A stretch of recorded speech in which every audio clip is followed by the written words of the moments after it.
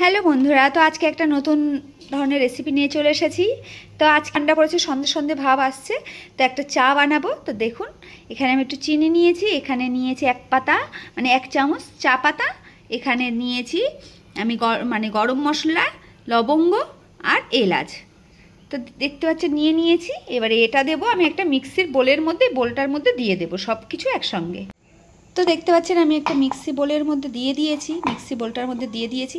সবথেকে বড় জিনিস হচ্ছে আপনারা এটা বেশি করে এক ডাব্বা করে আপনারা করে রাখতে পারেন। অনেক কিছু দিয়ে আমি যেমন এক চামচ করে দিয়েছি, আপনারা অনেক বেশি দিয়ে এটা ভালো করে গুঁড়ো করে এটা স্টোর করে রাখতে পারেন। ধরেন আপনারা কোটোর মধ্যে করে ভরে রেখে দিলেন, কোথাও গেলেন যে আপনার চা খেতে খুব ইচ্ছে করছে, সেখানে গিয়েও আপনি এটা খেতে পারেন।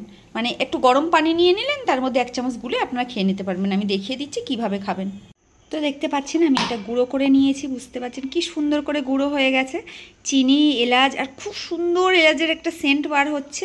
তো আপনারা এই ডাস্টটা আপনারা একটা কোটোর মধ্যে করে আপনারা যেখানে যাবেন সেখানে নিয়ে যেতে পারেন, এবং 1 গ্লাস গরম পানির সঙ্গে একটু গুলে আপনারা খেয়ে নিতে পারবেন। আর এতটা মিহি হয়ে গেছে যে এটা ছাকারও একটুখানি রাখলেই এর তলায় একটু অল্প অল্প যেটা থাকবে পরে পড়ে যাবে, আর আপনারা এইভাবে খেতে পারবেন।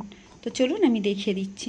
এখানে আমি একটা পাত্র নিয়ে নিয়েছি, আর এখানে দিয়ে দেবো 1 মগ পানি। তো পানিটা দিয়ে দিলাম, পানিটা একটু ফুটে যাক। দেখুন পানিটা পুরো গরম হয়ে গেছে। এবারে আমি একটা কাপের মধ্যে ঢেলে নেব। এখানে একটা কাপ নিয়েছি, কাপের মধ্যে আমি পানিটা ঢেলে নেব। দেখতে পাচ্ছেন এখানে হাফ কাপ আমি পানি নিয়ে নিয়েছি। এবারে আমি এখানে নিয়ে নেব 1 চামচ এই মিক্স গুঁড়োটা দিয়ে আমি ভালো করে গলে নেব। তো দেখতে পাচ্ছেন চাটা হয়ে গেছে, কত সুন্দর চাটা হয়েছে দেখতে পাচ্ছেন, এই দেখুন। আর সবথেকে বড় হচ্ছে আমাদের বাড়িতে যদি কেউ আসে, আমরা যখন তাড়াতাড়ি চা বানাতে যাই তখন আমাদের কি করতে হয়, এলাচ কোথায় খুঁজি, চিনি কোথায়, এসব না করে আমরা একটা মিক্স করে একটা কোটোর মধ্যে ভরে রাখলাম, 1 চামচ দিয়ে দিলাম, আমাদের চা হয়ে গেল।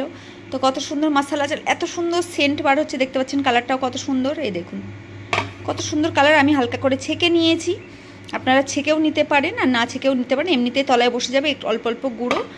তো বাড়িতে থাকতে ছেঁকে নেওয়াটাই আমার মনে হয় জরুরি। তো দেখতে পাচ্ছেন এই দেখুন কি সুন্দর, আর পুরো এলাচের একটা সেন্ট বার হচ্ছে খুব সুন্দর।